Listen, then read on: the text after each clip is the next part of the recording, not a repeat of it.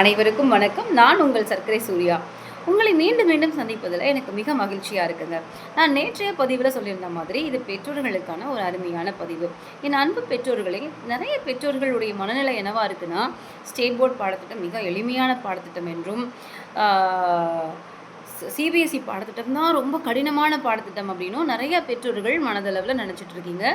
இது முற்றிலும் முற்றிலும் தவறான ஒரு விஷயம்.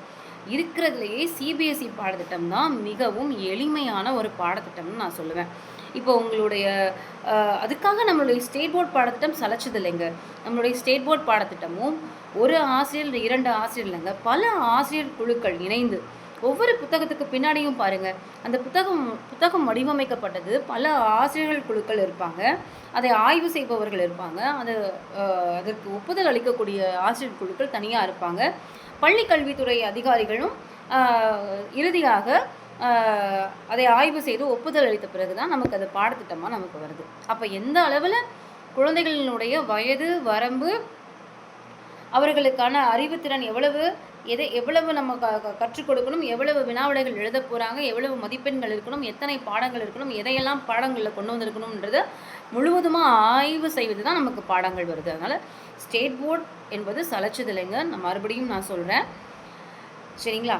ஸோ அதாவது அந்த ப்ரீகேஜி பருவத்திலருந்தே, அந்த 1ஆம் வகுப்பு ப்ரீகேஜி 1ஆம் வகுப்புலேருந்தே ஒரு ஸ்டேட் போர்டு குழந்தை +2 வரைக்கும் முடிக்கிற குழந்தைக்கு பிரச்சனை இல்லை. ப்ரீகேஜியிலேருந்து இல்லை 1ஆம் வகுப்புலேருந்தே சிபிஎஸ்சி +2 வரைக்கும் சிபிஎஸ்சியில் படிக்கிற குழந்தைங்களுக்கும் பிரச்சனை இல்லை. ஆனால் நடுவில் அப்படி மாற்றுறீங்க இல்லையா, இது மிகப்பெரிய பிரச்சனையை அந்த குழந்தைக்கு உருவாக்கும். ஓகேங்களா? ஸோ இந்த பாடத்திட்டத்தை நம்ம முதல்ல புரிஞ்சிக்கலாம். இப்போது ஒரு குழந்தை +2 முடிச்சிருச்சு அப்படின்னா கண்டிப்பாக நீட்டு, ஜேஇஇ, ஐஐடி இதெல்லாம் நம்ம ட்ரை பண்ணுறோம். குழந்தைங்க அவங்களுடைய எதிர்காலத்திற்காக இதெல்லாம் நம்ம படிக்க வைக்கிறோம் இல்லையா? ஸோ உங்களோட குழந்தைங்க நீட்டு, ஐஐடி, ஜேஇஇலாம் படிக்கணும்னு நினச்சிங்க அப்படின்னா நீங்கள் சிபிஎஸ்சி பாடத்திட்டத்தை செலக்ட் பண்ணுறது சரியான ஒரு விஷயமா இருக்கும். ஏன்னா மறுபடியும் நான் சொல்கிறேன், இது என்னோடய அனுபவம் சார்ந்தது மட்டும் இல்லை, என்னோடய ஆய்வு சார்ந்ததாகவும் நான் சொல்கிறேன். காம்படிட்டிவ் எக்ஸாம்ஸ், அதாவது ஐஐடி, நீட், ஜேஇஇ இது போன்ற காம்படிட்டிவ் எக்ஸாம்ஸ்க்கான ஒரு பாடத்திட்டமாக இருக்கக்கூடியது நம்முடைய சிபிஎஸ்சி பாடத்திட்டம் மட்டும்தான். ஓகேங்களா? ஸ்டேட் போர்டு ஏன் நான் சொல்லலை, பரிந்துரைக்கலை அப்படின்னா, ஸ்டேட் போர்டிலேருந்து பிள்ளைங்க படிக்கிறாங்க இல்லையா, ஸோ புக் பேக்கில் இருக்கக்கூடிய கொஷின்ஸ் மட்டும்தான் நம்மளுடைய வினாத்தாள்களில் கேட்பாங்க. பொதுவாக 90%லேருந்து 98, 99% வரைக்குமே புத்தகத்திற்கு பின்னாடி இருக்கக்கூடிய பயிற்சிகள், அதில் இருக்கக்கூடிய வினாக்கள், அதை மட்டும்தான் படித்து நம்ம எல்லா தேர்வுகளையும் நம்ம ஸ்டேட் போர்டில் எழுதுவோம். ஆனால் சிபிஎஸ்சி அப்படி இல்லை. அந்த காம்படிட்டிவ் எக்ஸாம்ஸில் என்னென்ன மாதிரியான கேள்விகள் கேட்பாங்களோ அதற்கேற்ற மாதிரியான பேட்டர்னை தான் சிபிஎஸ்சி பாடத்திட்டம் பயன்படுத்துகிறாங்க. ஓகேங்களா? ஸோ எதுவுமே உங்களுக்கு புக் பேக்லேருந்து 90% உங்களோட புத்தகத்தில் இருக்கக்கூடிய புக் பேக் கொஷின்ஸ்லேருந்து வரப்போகிறது கிடையாது. சிபிஎஸ்சியில் 1ஆம் வகுப்புலேருந்தே 12ஆம் வகுப்பு வரைக்குமே அந்த பாடத்திட்டத்தை சார்ந்த ஒரு கேள்வியை கொடுத்துட்டு அந்த கேள்விக்கான பதில் மாணவர்களினுடைய சொந்த நடையில் எழுதும்படியான ஒரு வினா வடிவமைப்பாக தான் இந்த சிபிஎஸ்சி பாடத்திட்டம் இருக்கும். ஸோ அப்போது சிபிஎஸ்சியில் படிக்கிற குழந்தைங்க மனப்பாடம் செய்ய மாட்டாங்க. அவங்களுக்கு புரிதலும் வாசிப்பு திறனும் இருந்தால் போதும் சிபிஎஸ்சி பாடத்திட்டத்தில் அவங்க சிறப்பான மதிப்பெண்களை பெற முடியும். நம்ம ஸ்டேட் போர்ட் பாடத்திட்டம் அதனுடைய வினாத்தாள் வடிவமைப்பு, வினாக்கள்லாம் பார்த்திங்கன்னா, நான் மறுபடியும் சொல்கிறேன், புக் பேக்கில் இருக்கிற கொஷின்ஸ் தான் அவங்க மனப்பாடம் செய்தோ இல்லை புரிந்து கொண்டோ அதைத்தான் அவர்கள் படிப்பார்கள். புத்தகத்திற்குள்ளேருந்து அதற்கு சமமான ஒரு கேள்வியை கொடுக்கப்பட்டோ சிந்தித்து எழுதுகிற மாதிரியான ஒரு வினாக்களோ ஸ்டேட் போர்ட் வினாத்தாள்களில் வருவது கிடையாது. அப்போ ஐஐடி, ஜேஇக்கு எது உதவுவது அப்படின்னு பார்த்தீங்கன்னா, கட்டாயமாக சிபிஎஸ்சி பாடத்திட்டம் தான் உதவுது. சரிங்களா? அப்போ நீங்கள் இப்படி இடையில் மாற்றுறதுனால, ஓகேங்களா, இடையில் மாற்றுறதுனால அந்த குழந்தைக்கு என்ன ஆகுது, இப்போ 8ஆம் வகுப்பு வரைக்குமே ஒரு குழந்தை சிபிஎஸ்சியில் படிச்சுட்டு இருக்கு அப்படின்னா புக் பேக்கே படிச்சிருக்காது. ஓகே, ஒரு ஒரு பாடத்தை முழுவதுமாக படித்து அதிலிருந்து கேள்விகளை தன்னுடைய சொந்த நடையில் எழுதக்கூடிய ஒரு திறனை தான் பெற்றிருக்கோம்.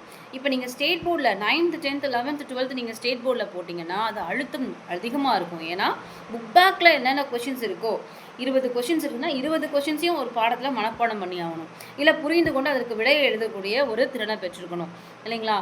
அப்போது கட்டுரை, இங்கிலீஷ் ஆகட்டும் தமிழ் ஆகட்டும் கட்டுரை எழுதணும். பொது கட்டுரையிலேருந்து எல்லா வினாக்கள் மனப்பாடம் செய்யணும். சயின்ஸு சோஷியல் எல்லாமே புக் பேக்லேருந்து தான் அவங்களுக்கு வரும். ஓகேங்களா. அப்போ எவ்வளோ பெரிய டிஃப்ரென்ஸ் பாருங்கள். ஒரு பாடத்தை புரிந்து கொண்டு நம்மளே எழுதுவது சிபிஎஸ்சி. புக் பேக்கில் இருக்கிற கொஷின்ஸை மனப்பாடம் செய்தோ இல்லை புரிந்து கொண்டோ புக் பேக்கில் உள்ளதை மட்டுமே படித்து எழுதக்கூடியது ஸ்டேட் போர்டு. அப்போது நம்மளுடைய குழந்தைகள் பிற்காலத்தில், அதாவது எதிர்காலத்தில் ஜேஇஇ, ஐஐடி, நீட் போன்ற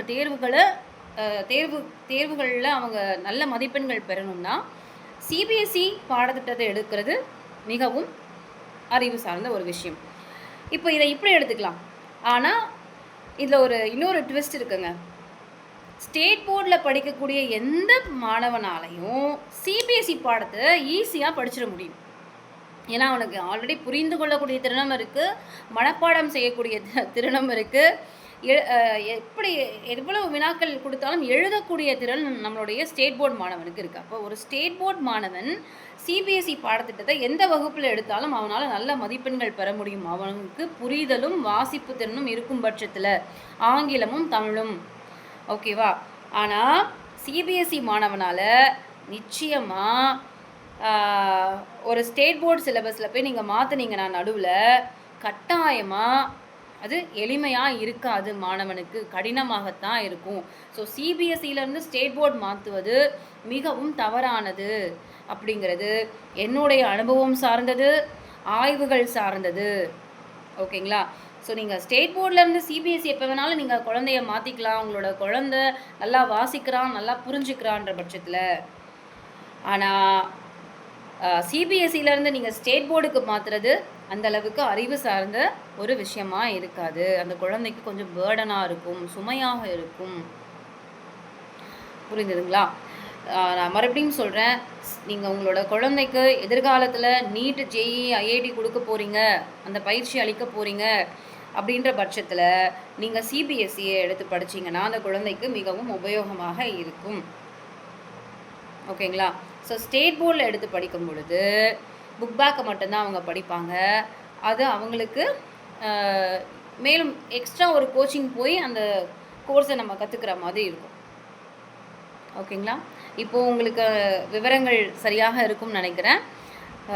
சிபிஎஸ்சி பாடத்திட்டம், ஸ்டேட் போர்டு பாடத்திட்டம், இது ரெண்டுத்தையும் நீங்கள் இப்போ புரிஞ்சிருப்பீங்கன்னு நினைக்கிறேன். அடுத்ததான் நான் இதை பற்றி உங்களுக்கு விளக்கம் கொடுக்கறதுக்கு உங்களுக்கு ஏதாவது இன்னும் சந்தேகங்கள் இருந்தால் எனக்கு கமெண்ட் பண்ணுங்கள். நான் உங்களுக்கு அந்த சந்தேகத்திற்கான விடையை அடுத்த வீடியோவில் கொடுக்குறேன். நன்றி, வணக்கம்.